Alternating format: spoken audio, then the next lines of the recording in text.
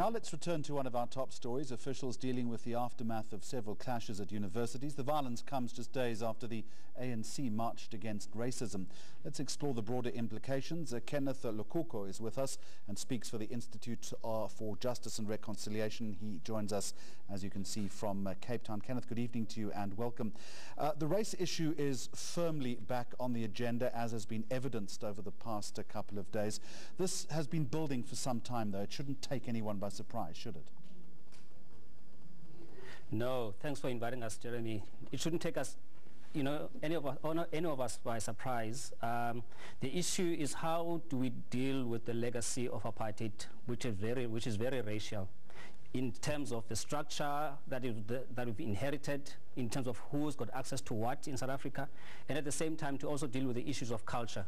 We're dealing with the issue of language at the university, where young people who are supposed to be more enlightened than most can't find it easy to actually engage across the race or color line. Why are they finding that difficulty in engagement, do you think? It has a lot, Jeremy, to do with how different races in South Africa understand the past, and how issues of redress are also another issue, that divides people. Generally, from our work in the Reconciliation Barometer, we find that people from the white community have less of the belief that apartheid was, such a terrible system, and it actually left so many of our people, in a situation of persistent kind of like marginalization economically. So now when young people are going to these universities trying to get policies around language to change, this is in some ways seen as a threat that perhaps other aspects of life are going to also now be challenged with change. And we look also at the issue of student leadership, how student leadership at these universities has failed to really actually be a platform for young people of all races. So you will find, for an example, the one group is very well organized trying to defend the Afrikaans language, and those who are trying to change this are themselves still, faced with the situation where their own mother tongue, unlike that of Afrikaans, has never actually ever been acknowledged at these universities. So we're actually speaking, past one another. We're not able to actually get to a point where these students can actually understand or have a common understanding of what the past of apartheid left us with economically, culturally, and also in terms of access to higher education. How then is that common understanding found, if it can in fact be? Look, it has a lot to do with challenging current leadership of the students.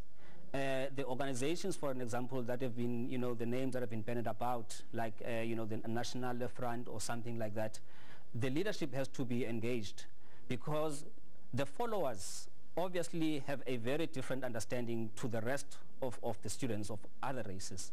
And it has got to be a challenge for leadership to say, what narrative are they actually promoting amongst their followers, such that the followers can have the kind of reaction that is so violent when another group from the same university, demonstrates, yes, by trying to basically, stop a rugby game. Why is it so easy for them to become violent and think that after this violence, nothing is actually going to happen to them? And we can see, over the past few years, a lot of incidences where young white people who've actually been born either at the end of apartheid or after the end of apartheid seem to mimic the behaviors that were made to be the norm under apartheid.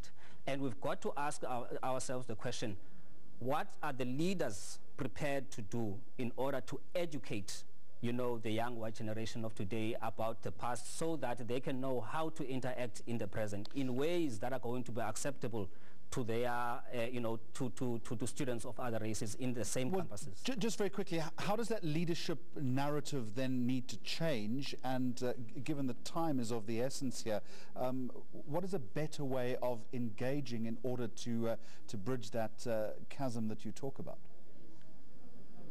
Part of the problem, Jeremy, is that we remain compartmentalized in terms of the different, organizations. You've got one race having, and pushing, a particular narrative, a representative by a particular political party or union. Now, leaders have got to actually come across, the divide and actually question this. Because if young people, continue to promote this kind of sectarian, parallel kind of like existences on the same campuses, it's going to be very easy, for the separate narratives to continue because people are different, belonging to different organizations. Thank you very much. Now, it's not going to be easy. We are going to regrettably have to leave it there, but thank you for the insight. Time is against us. Kenneth Lukuko speaking for the Institute for Justice and Reconciliation. He's in Cape Town.